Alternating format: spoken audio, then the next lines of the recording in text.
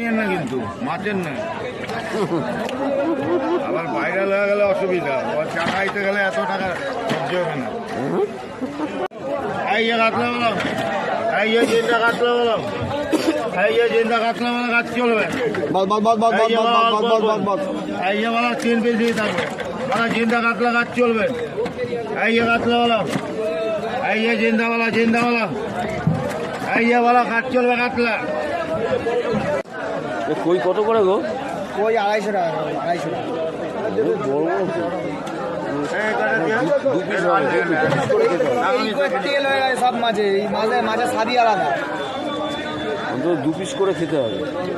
হ্যাঁ, ওটা খাওয়া যাবে না। এবার কেউ যদি মনে করে গোটা খাবে সেটা তার ব্যাপার। খাটতে হবে মাঝে মাঝে। তো একটা 1 কিলো হবে নাকি? 300, 400, 250 যেমন আছে, 350, 200।